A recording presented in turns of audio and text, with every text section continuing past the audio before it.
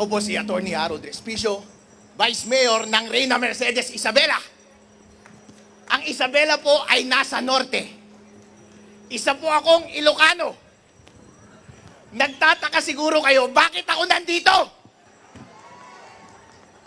Nandito ako para sabihin sa inyo na ang mga Ilocano, ang mga taga-Isabela, mga taga-Luzon, ay solid Duterte!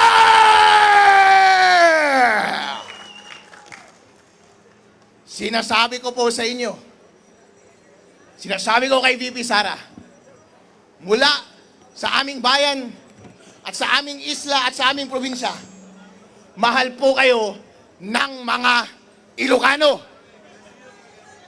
Totoo po yan. Hindi po ako nang bobola. Dahil po, kahit sabihin nilang maraming nagmamahal kay BBM, hindi ibig sabihin na hindi namin mahal si Sara. Dahil sa totoo lang po, nung tumakbo si VP Sara at si BBM ng sabay, noong nakaraang eleksyon, tuwang-tuwa po kami. Bakit po? Dahil ito na po ang pagkakataon na i-redeem ng mga Ilocano ang kanilang masamang nakaraan.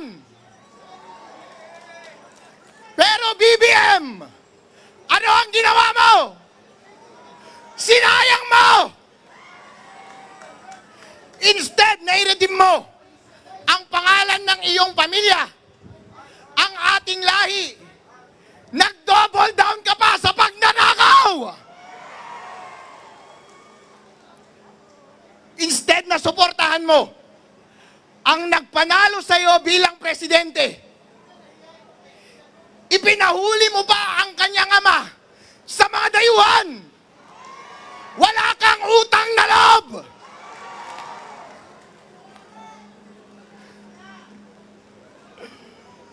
Mga kababayan, ito po ang tinatanong ko sa inyo.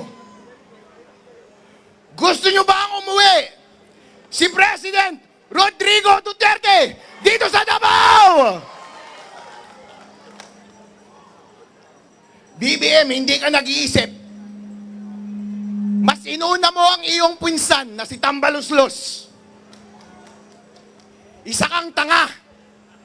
Gusto mo ba na kapag president na si VP Sara, ay ipakulong ka rin namin? At ang iyong buong pamilya? Mga walang iya kayong mga senador at mga congressman, gusto nyo bang makulong din kayo?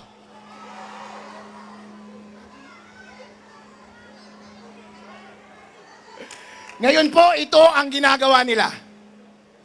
Gusto nilang i-impeach si VP Sara para hindi siya manalo bilang presidente ng Pilipinas. Papayag ba kayo doon? Ayun, gusto kong mas maging malakas ang inyong sagot. Gusto kong iparinig ninyo hanggang sa Malacanang.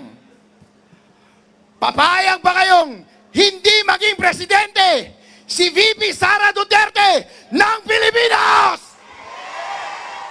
Maraming salamat po.